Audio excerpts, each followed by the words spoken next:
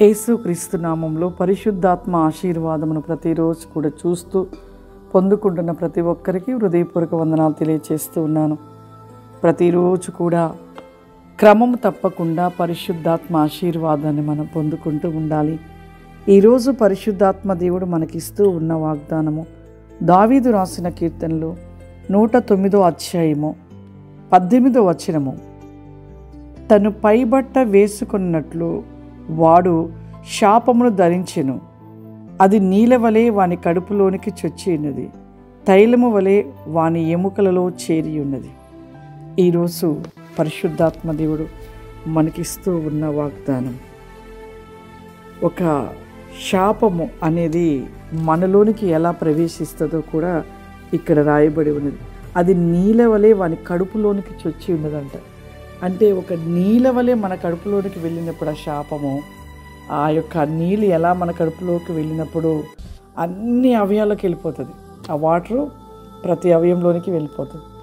మన శాపము కూడా అలాగే మనం చేసే ఒక ప్రతి క్రియను బట్టి, అబద్ధపు మోసము ఎన్నిటిని బట్టి శాపం అంట మన శరీర వెముకలలోకి చొచ్చుకుపోయి అవి వెంట క్షీణిస్తూ ఉంటాయంట. శరీరానికి శ్రమ కలగ చేస్తూ, శరీరానికి ఆ శాపం అనేది ఎలా అంటే ఆ యొక్క మొత్తము క్షీణింప చేయనట్లుగా చేస్తూ ఉంటుందంట. శాపం అంట వెముకలు భూమిలో మనిషిని పాతిపెట్టిన తర్వాత వెముకలు అలాగే ఉంటాయి. కానీ ఆ వెముకలు ఎన్ని సంవత్సరాలకైనా అలాగే ఉంటాయి. కానీ శాపము వెముకలని తినివేస్తుందంట. చూడండి, వెముక మట్టిలో ఎన్ని సంవత్సరాలైనా ఉంటుంది, కానీ శాపం అనేది ఎంత భయంకరమైనదో ఒక్కసారి ప్రతి ఒక్కరు కూడా ఆలోచించండి.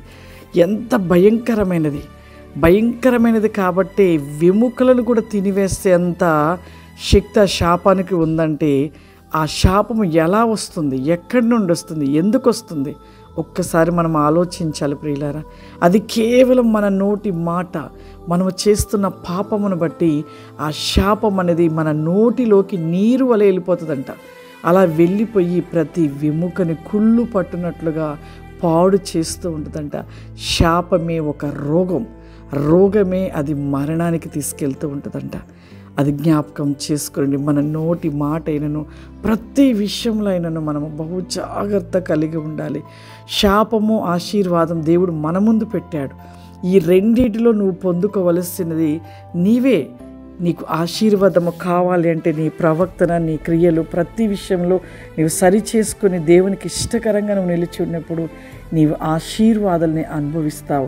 ఆశీర్వాదం మన జీవితంలోకి వచ్చినప్పుడు సంతోషము, సమాధానము ఎన్నో వస్తాయి. మనకెంతో ఆరోగ్యము. దేవుడు ఇంకా అవసరమైతే ఆశీర్వాదాలను బట్టి మనం పడకలు ఉన్నప్పుడు మనని సజీవంగా రక్షించుటకు ఆశీర్వాదము తోడ్పడుతూ ఉంటుంది ప్రియులారా. కాబట్టి మన జీవితంలో ఆశీర్వాదము కోసము మనం నిలిచి ఉండాలి, కానీ శాపాన్ని ఏమాత్రం కూడా మనం తెచ్చుకోవద్దు. దానివల్ల మన కుటుంబము, మన పిల్లలు, మన మొత్తము కూడా పూర్తిగా శాపంలో పడిపోయి చివరికి పాతాళమనే ఒక భయంకరమైన అగాధంలో పడవలసి వస్తూ ఉంటుంది. కాబట్టి దయచేసి ప్రతి ఒక్కరూ ఆశీర్వాదాలను ఎలా పొందుకోవాలి, ఆశీర్వాదం అంటే ఏంటి, ఆశీర్వాదం కోసమే మనం తప్పించి ఆశీర్వాదం పొందుకోవటానికి మేము ఎలా ఉండాలి, ప్రభుతో ఏ విధంగా నడుచుకోవాలి అనే ప్రతి విషయాన్ని తెలుసుకొని ఆశీర్వాదాన్ని పొందుకునే బిడ్డలుగా నిలిచి ఉండాలని కోరుకుంటున్నాను. ప్రార్థన చేసుకుందాం. సర్వశక్తివంతుడా, దయగల తండ్రి, నీకు వందనాలు చెల్లిస్తున్నాను ప్రభా. పరిశుద్ధాత్ముడా, నీకు వందనాలయ్యా. నీ లేఖన గ్రంథంలో ఎంతోమంది ప్రభా శాపమును బట్టి మరణించిన వారు ఉన్నారయ్యా. దేవానికి వందనాలు. అనోనియ శుపోర ప్రభా శాపమును బట్టి మరణించి ఉన్నారు తండ్రి, నీకు వందనాలు. రికవరీ బ్లౌస్టిక్ కామ్ది మైక్లేజ్ అబాస్టిక్ కమాదర. శాపం బహు భయంకరమైనదని సెలవిస్తున్నావు తండ్రి. శాపం ఒక నీరు వరే ప్రతి వేకమ శరీర అవయంలోనికి బ్లౌస్టిక్ కావరి కామ్ది మైకెనిక్లా ఫావరీమా ఎస్యానికి వందనాలు చెల్లిస్తున్నాను.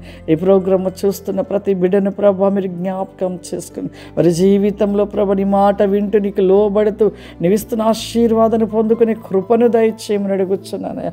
ప్రతి బిడ్డను దీవించండి, ఆశీర్వదించండి. విస్టాండ్ బిస్ గోబ్లి కావరి మాస్తి కాందారా బాస్తి కావరి మా విలీజా బాస్తి కామాందారా. పరిశుద్ధాత్మడ ఈ ప్రోగ్రాం చూస్తున్న ప్రతి బిడ్డపై మీ ఆత్మను కుమ్మరించండి, మీ అభిషేకము చేత నింపండి నాయన, మీ ఆత్మ వెలుగు చేత వెలిగించండి పరిశుద్ధాత్మడ.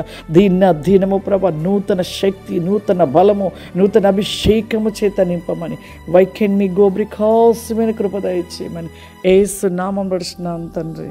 ఆమేన్. God bless you. దేవుడు మిమ్మల్ని దీవించును గాక. ఆమేన్.